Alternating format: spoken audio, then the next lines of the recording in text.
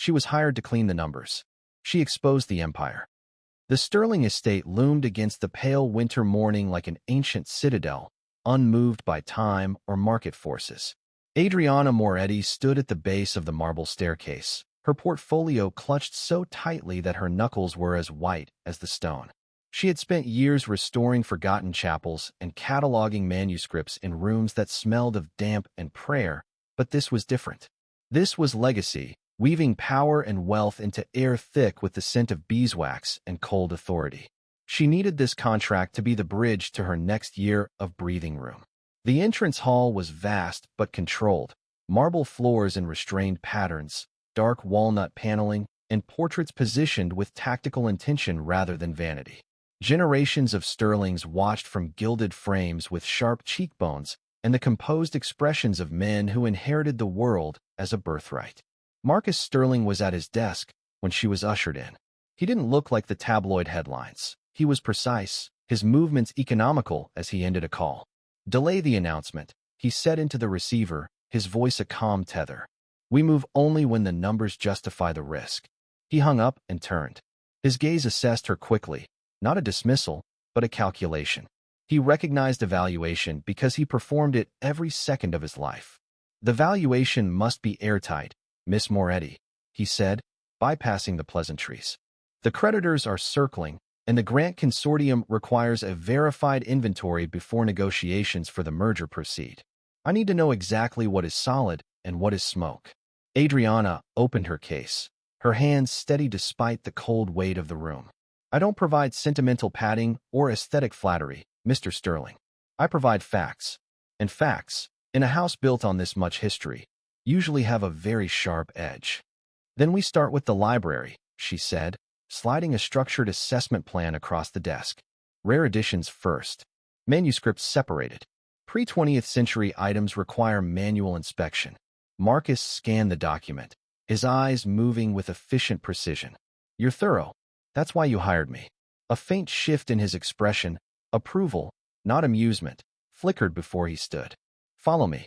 The library was a vaulted cathedral of silence, where the dust of 3 centuries danced in the thin shafts of winter light. Adriana didn't just inventory the shelves, she interrogated them. Her workstation was a surgical suite of precision.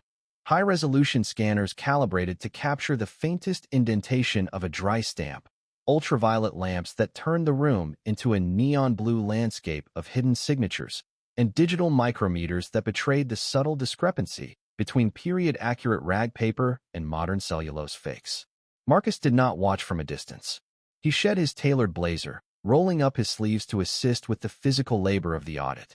He handled the heavy, vellum-bound folios with a surprising, practiced reverence, his movements mirroring Adriana's own economy of motion. As they worked, the air between them lost its corporate chill, replaced by the rhythmic, tactile focus of 2 specialists dismantling a myth page by page. He wasn't just a client anymore. He was a silent collaborator in the excavation of his own family's foundation. "Most people hire evaluators to confirm their vanity," he remarked as she flagged a mislabeled 17th century atlas. "They want me to tell them their dust is gold. You seem to be looking for something else." Adriana didn't look up from her ledger. "Vanity is expensive, Mr. Sterling. I'm here to make sure you don't overpay for your own history. If I find a forgery, I tell you. If I find a masterpiece, I document its flaws." He paused, watching the steady, reverent way she handled a damaged spine. "My father thinks everything in this room is a weapon to be used in the merger. I'm beginning to think it's a ledger of debts we can't pay." Adriana finally met his gaze. "The difference between a weapon and a ledger is who's holding the pen. And right now, the pen is in my hand." By the third night, the library had transformed from a repository of wealth into a tactical operations center. The professional distance that had defined their first meeting had sharpened into a high-frequency synchronization. Marcus returned to the workstation carrying 2 cups of black coffee, the steam curling into the frigid air of the unheated wing. He watched her for a moment. Her focus was total, her hands gloved in white cotton as she traced the jagged edge of a 19th century ledger. "You possess a terrifying lack of vertigo, Miss Moretti," he said quietly, placing a cup near her ledger. "Most people, When they realize the sheer scale of the moral ambiguity they're documenting, tend to look for an exit. You just look for a clearer lens. Adriana didn't look up, her loupe pressed against a watermarked page that bore the faint, embossed seal of a liquidated Dutch bank. Scale is just a number designed to hide the pattern, Mr. Sterling. I've spent my life looking at the cracks in cathedrals. I know that the larger the structure, the more devastating the hidden flaw. Your family didn't just expand. They predatory harvested during every global crisis of the last century. They grew fat on the silence of others. I'm not intimidated by the history. I'm offended by the sloppy way they tried to bury it. Marcus leaned against a mahogany pillar, the shadows stretching long across the marble floor. My father believes that if you own the narrative, the truth is irrelevant. He thinks he's the author of this legacy. He's just the current editor, Adriana countered, finally meeting his gaze with eyes that were hard and bright. And I've always been very good at finding the deleted scenes. The conservatory was a glass-ribbed cathedral of predatory flora, where the air was a thick, humid soup of rotting orchids and expensive fertilizer. Arthur Sterling sat enthroned in a motorized wheelchair of brushed steel, his legs draped in a cashmere throw that looked like a funeral shroud. He didn't invite Adriana to sit. He let her stand in the suffocating heat until the moisture began to bead on her forehead, a silent exercise in atmospheric dominance. Around them, the rare slipper orchids hung like severed tongues, their alien beauty a testament to a wealth that could force nature to thrive in a winter wasteland. My son suffers from the delusion that truth has an intrinsic value, Miss Moretti, Arthur began, his voice a dry, papery rasp that seemed to leach the moisture from the air. He didn't look at her. He was meticulously pruning a black petal with a pair of silver shears. He sees you as a restorer. I see you as a biological glitch in a very expensive machine. You've been digging into the 1940s ledgers. I suggest you stop. In this family, we don't just inherit history, we manufacture it. If your final report contains anything other than the sanctioned narrative, you will find that the world becomes very small, very quickly. He finally turned his head, his eyes two chips of frozen flint. I have spent 40 years ensuring that the Sterling name is synonymous with the bedrock of this city's economy.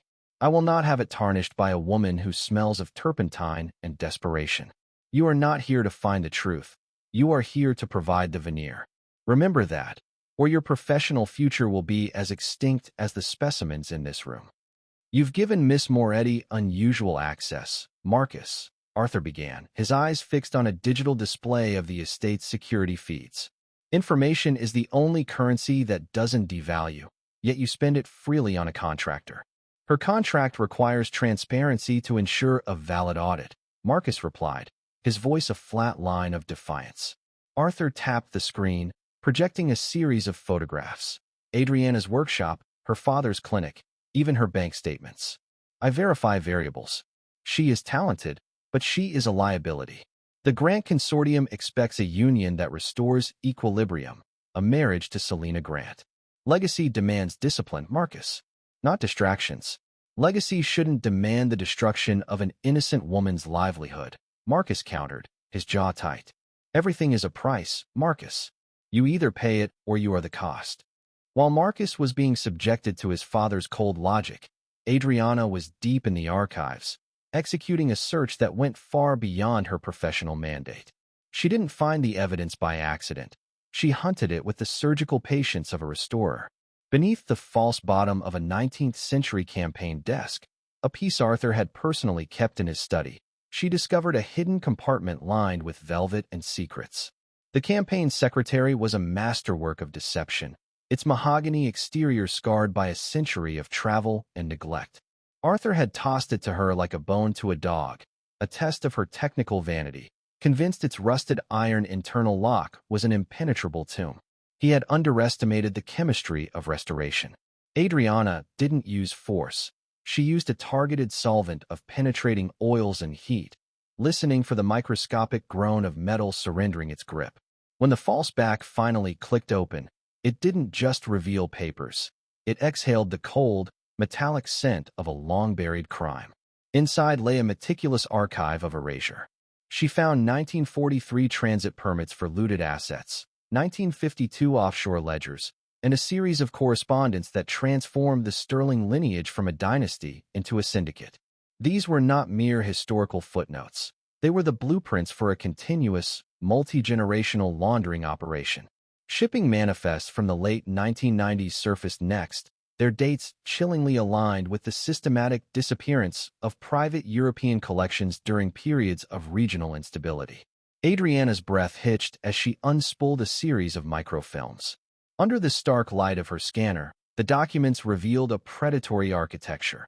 The sterlings would identify noble legacies in mid-collapse, provide stabilizing loans with predatory clauses, and then liquidate the cultural soul of the estate through a labyrinth of shell companies that still pulsed with activity in the current Sterling Group portfolio.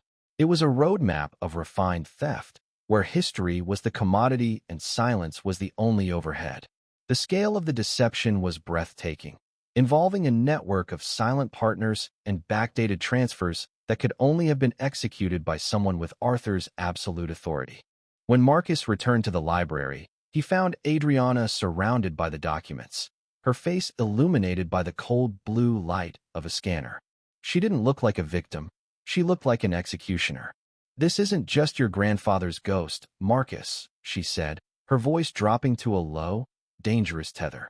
"Your father is still using these dormant accounts to bypass current trade sanctions and funnel money into the Grant merger. If I sign off on this inventory as legitimate, I become an accomplice to a felony. If I don't, we have the leverage to dismantle his shadow empire from the inside." Marcus looked at the evidence, the names, the numbers, the dates of betrayal. The weight of his inheritance suddenly felt lighter than the truth in front of him. "Then we don't just catalog it," he replied, his eyes meeting hers with a grim finality. "We weaponize it. We use his own greed to lock the doors of this fortress." She dressed simply, elegantly, but without the couture that filled the room. She arrived in quiet determination, portfolio tucked discreetly under her arm, every step calculated to maintain composure while navigating a world she had never inhabited. The Sterling entourage received her with polite curiosity at first, but the tension escalated almost immediately.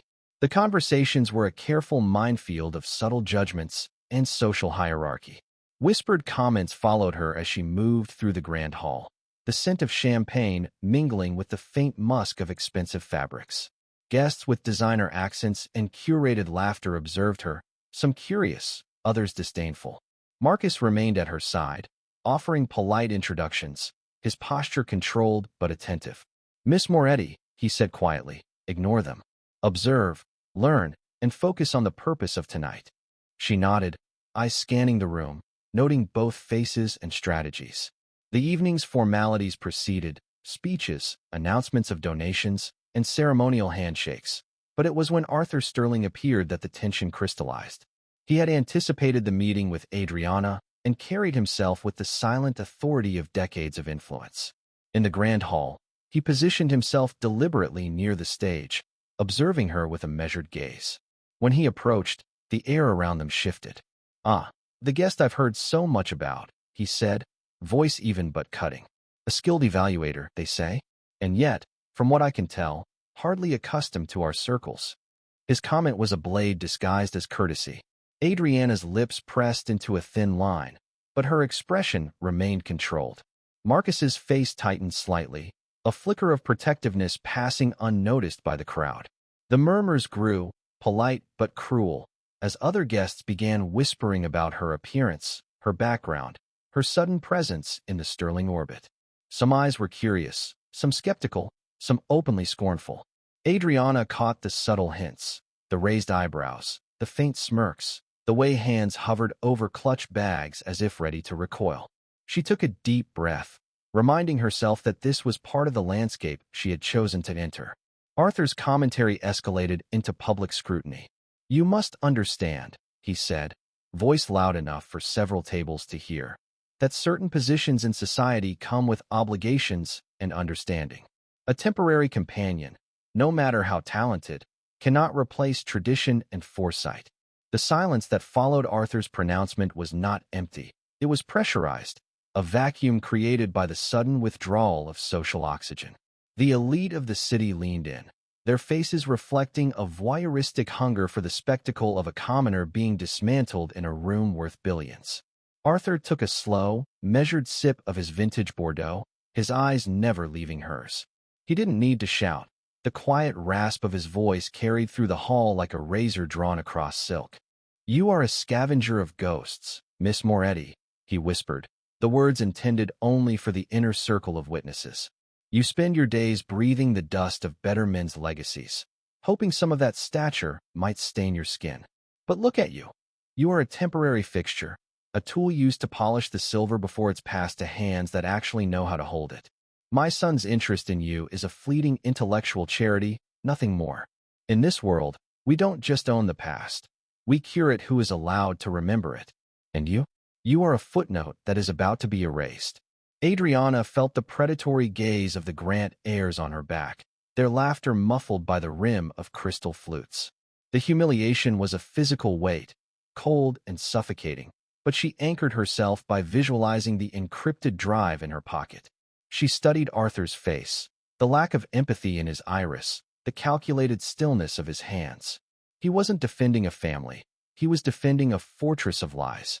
"I've spent my life restoring masterpieces that were buried under layers of cheap, opportunistic paint, Mr. Sterling," she replied, her voice low and terrifyingly steady. "The thing about being the help is that we see the cracks in the foundation while you're too busy admiring the view from the balcony. You aren't erasing a footnote.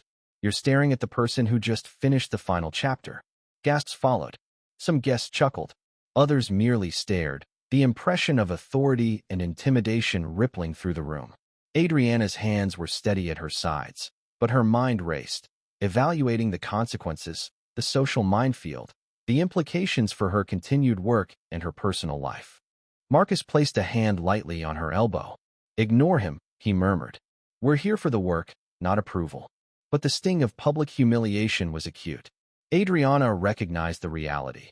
The gulf between her world and Marcus's was vast, and it was being reinforced by every whisper, every glance, every orchestrated gesture of exclusion. The gala continued, but the lesson was clear. Admiration alone would not shield her from the pressures of inherited wealth, and trust, as fragile as it was, would need more than intellect to survive. By the night's end, Adriana returned to her temporary quarters within the estate, exhausted but resolute. She had witnessed firsthand the weight of social expectation, the subtle mechanisms of power, and the deliberate construction of authority. Marcus watched her quietly, understanding the cost of the world she had entered with him, and the silent promise they now shared, to navigate it together, but always aware that appearances could wound as deeply as any betrayal. The shadow of social hierarchy had revealed itself, and Adriana knew that surviving in this gilded world required more than skill. It required patience, strategy, and the courage to stand her ground while facing scrutiny from every angle. With the digitized evidence safely in the hands of the Zurich auditors, Adriana spent her final hours at the estate documenting the physical integrity of the collection. She didn't need to hunt for more secrets. She had already found the detonator. Every ledger she touched felt less like a relic and more like a testament to the accountability she and Marcus were about to enforce. The air in the library, once suffocating with the weight of inherited lies, finally felt clear. The following days brought a tension that neither Adriana nor Marcus could ignore. Arthur Sterling had not remained idle. His control extended beyond the estate, reaching into the city, the banks, and even the smallest details of Adriana's life. One afternoon, she received a terse notice. Her workshop's lease had been purchased by an anonymous party. Soon after, a courier delivered a formal letter threatening immediate eviction unless she severed all ties with Marcus. Her father's medical expenses and precarious living situation were cited as reasons for compliance. The veiled threat was clear: obedience or personal ruin. Marcus confronted his father privately, but Arthur's tactics were meticulous, his words carefully chosen to maintain dominance while masking personal anger. "This is a business decision, nothing more," Arthur said, his tone deceptively calm. "Miss Moretti's influence is inappropriate. She cannot remain a factor." Marcus's jaw tightened. "You are threatening her, and indirectly my family. This is beyond business." Arthur's eyes narrowed. Legacy requires sacrifice. You will comply, or consequences will follow. The offensive was not limited to social assassination. Arthur Sterling practiced total warfare. By midnight, the clinical precision of his retaliation manifested in a series of digital notifications that lit up Adriana's phone like warning flares. The private clinic where her father resided issued an automated alert. His insurance coverage, backed by a Sterling-controlled subsidiary, had been flagged for irregularities and suspended. The experimental neuroregeneration trials, the only thing keeping the fog of his dementia from becoming a permanent eclipse, were now priced at a catastrophic daily rate she couldn't hope to cover. Arthur had mapped her vulnerabilities with the cold detachedness of a cartographer. He wasn't just threatening her lease. He was weaponizing her father's very lucidity. If she didn't sign the corrected valuation and vanish from the Sterling Group's orbit, the medical support would vanish by dawn. Adriana stood in the center of her workshop, the air smelling of linseed oil and the ozone of her hardware.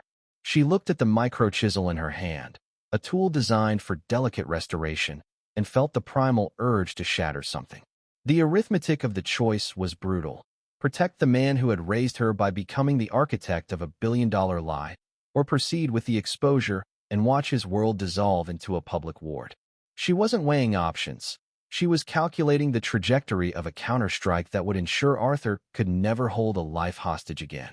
That evening, Marcus arrived unannounced, finding Adriana sitting quietly amid ledgers, contracts, and repair tools. "They've threatened you," he said, voice tight but measured. She looked up, eyes steady. "It's worse than I thought. My workshop, my father, everything is leverage." Marcus clenched his fists briefly before settling into a controlled stance. "Then we need to plan, not react. If he wants compliance, we will give him strategy instead. We will protect what matters without surrendering everything." But the threats did not end there. Arthur had also orchestrated a scenario to fabricate charges of theft against Adriana, aiming to destroy her reputation and credibility. An expensive painting from the estate's collection was mysteriously missing, and evidence was being planted. The pressure was mounting on every front. Her father's security, her workshop, her professional integrity, and her personal connection to Marcus. Adriana realized the stakes fully. Compliance meant personal and moral compromise. Resistance meant risking everything she had built and everyone she loved. Marcus, seeing the burden she carried, remained steadfast, his mind calculating every angle. Together, they developed a silent, meticulous plan, document threats, secure records, and preserve evidence of wrongdoing without exposing themselves prematurely. They spent hours in the dead of night. The library's security cameras temporarily looped by a software patch Marcus had quietly installed. Adriana mapped out the flow of illicit funds on a sheet of vellum, her pen tracing the movement from the dormant 1943 accounts into the modern-day Grant merger infrastructure. "It's a closed loop," she whispered, pointing to a recurring signature. "Your father didn't just inherit this system, he perfected it. He's using the merger to buy back the very stolen assets his grandfather hid, effectively laundering the family's original sin through a public transaction." Marcus leaned over her, his shadow merging with hers on the table. "If we trigger the audit at the moment of the merger's signing, the entire structure becomes a legal trap. He won't just lose the company. He'll lose the immunity he spent 40 years building." By the night's end, the library and her workshop had become fortified spaces of intellect and strategy, rather than mere work areas. Every document, every ledger, and every careful note was a safeguard against Arthur's direct coercion. The danger was palpable, and yet their alliance deepened, not in romantic gestures, but through shared survival, tactical foresight, and mutual trust. Each step forward required courage, precision, and an unwavering adherence to truth, because in the shadow of Arthur Sterling's reach, any misstep could prove catastrophic. Adriana didn't spend the night in tears, she spent it in logistics. When she met Marcus in the library at dawn, she didn't offer a staged betrayal. Instead, she handed him a decrypted drive. "Your father's lawyers have already served the eviction notice on my workshop. If I stay, he'll use my presence to claim you're being coerced by an outsider to sabotage the merger," she said, her voice clinical and cold. Marcus reached for the drive, his fingers brushing hers. "You're not running. It was a statement, not a question. I'm repositioning, Adriana corrected. I'm going to my father's clinic. I've already contacted an independent auditor I trust in Zurich. I'll feed them the data from the outside while you handle the board from the inside. We don't need a goodbye scene, Marcus. We need a synchronized strike. Marcus nodded, the tension in his shoulders giving way to a grim, shared purpose. I'll play the grieving son for 48 hours, he said. That's all the time I need to bypass his encryption. They didn't embrace. They exchanged a look of profound, tactical mutual respect. As Adriana walked out the front gates, she wasn't a victim of Arthur Sterling's games. She was the silent partner in his upcoming liquidation. As Adriana disappeared from the estate grounds, Marcus began compiling a mental dossier, recalling every subtlety, every threat, every piece of information they had uncovered together. The separation was not defeat. It was the beginning of his own calculated response. The path forward would be dangerous, morally complex, and requiring every ounce of cunning he had learned from years observing his father. By nightfall, Adriana was back in her workshop, the city lights faint through the windows, and Marcus was already moving through the estate's records, piecing together a plan that would eventually challenge Arthur Sterling's absolute control. Both understood the truth. Their bond had not been broken, only tested, and the game they now played demanded patience, strategy, and unwavering courage. The 48 hours following Adriana's departure were a masterclass in corporate theater. Marcus didn't just move silently. He actively invited Arthur's oversight. He sat in on 3 consecutive meetings with the Grant Consortium, providing the very data Arthur wanted them to see, while simultaneously embedding a tracking pixel in the digital contracts. Every time Arthur's legal team accessed the sanitized files, they inadvertently unlocked the encrypted layers Adriana had identified in the archives. Marcus spent his nights at the clinic, not for sentiment, but to use the facility's secure, unmonitored line to coordinate with Adriana's auditor in Zurich. By the time the night of the engagement gala arrived, Marcus wasn't just ready to protest. He had already initiated a hostile takeover of his own family's board. He watched his father prepare his victory speech, knowing that the teleprompter was linked to a drive that didn't contain a celebration, but a confession of decades of systemic fraud. The ballroom's high-definition projection system, originally intended to display a montage of the Sterling Grant alliance, flickered and died. A second later, it roared back to life, but the images were not of smiling heirs. They were high-resolution scans of the 1943 ledgers, their blood-red ink and predatory signatures magnified until they towered over the guests. Marcus didn't wait for the confusion to settle. He stepped onto the stage, not as a successor, but as a whistleblower. My father speaks of legacy as if it were a monument we simply inherited. Marcus's voice bypassed the podium mic, fed directly into the hall's immersive audio system through the patch Adriana had built. But look at the screen. This is the ledger of the Sterling Group's golden age. It isn't a history of business acumen. It's a forensic record of systematic theft. The merger you're all here to celebrate is being funded by the same dormant accounts used to launder the assets of those who had no voice to protest. Arthur lunged for the control console, his face a mask of purple rage, but the security team, men whose loyalties Marcus had quietly rebought with the promise of a clean future, stood frozen. On the screens, a real-time data stream began to scroll. The dual-entry accounting Adriana had decrypted, showing the $60 million deficit in the employee pension fund being filled with laundered black market capital. The board of directors received the full Zurich dossier 3 hours ago, Marcus said, looking down at his father from the edge of the stage. They've already voted for your immediate removal and a freezing of all personal assets. You're not defending a dynasty tonight, Arthur. You're standing in a courtroom that hasn't realized it's convened yet. The Sterling name no longer belongs to you. It belongs to the people you tried to erase. The aftermath of the Sterling collapse was not a quiet affair, but for Adriana, the noise of the world had finally receded. While the city's news cycles were consumed by images of Arthur Sterling being escorted from his estate by federal auditors, she had returned to the only place where she could breathe. The workshop felt different now, not a bunker where she hid from the shadow of a dynasty, but a sanctuary where the air was charged with the sharp, clean scent of cedar oil and restorative solvents. The predatory humidity of the Sterling Conservatory was a fading nightmare, replaced by the honest, dry heat of her own space. Adriana stood at her bench, the early morning light of a new season filtering through the grime of the windows. On the desk lay her father's medical files, now stamped with the seal of an independent trust Marcus had established, a firewall that even the Sterling Group's remaining lawyers couldn't breach. Her father was safe, his future secured not by silence, but by the very truth Arthur had tried to bury. Marcus stood by the tall windows, his silhouette no longer reflecting the rigid, economical lines of a corporate heir. He looked at a stack of restitution claims that had already begun to arrive from families across Europe. "We've opened a door that can't be closed, Adriana," he said, his voice reflecting a weary but resolute clarity. "The Sterling name is being dismantled, piece by piece, to pay back debts that are nearly a century old. There isn't much of a legacy left." "Legacy isn't what you keep, Marcus. It's what you set right," Adriana replied. She picked up a delicate 18th century compass, its needle trembling before finding north. "We've spent weeks looking at the lies. Now we have to look at the fragments that are left and decide what's worth saving.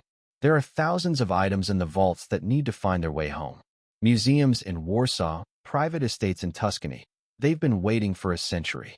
She dipped her brush into a fresh vial of gold leaf adhesive, her hand as steady as a surgeon's. The work ahead was monumental, a decade of forensic restoration and legal battles. But for the first time, she wasn't working to survive. She was working to restore the equilibrium of history itself. Outside, the city began to wake, its millions of stories unfolding in a world where one of the greatest shadows had finally been lifted. Adriana looked at Marcus, and in the quiet of the morning, they began the real work, the slow, meticulous process of turning a crime scene back into a masterpiece.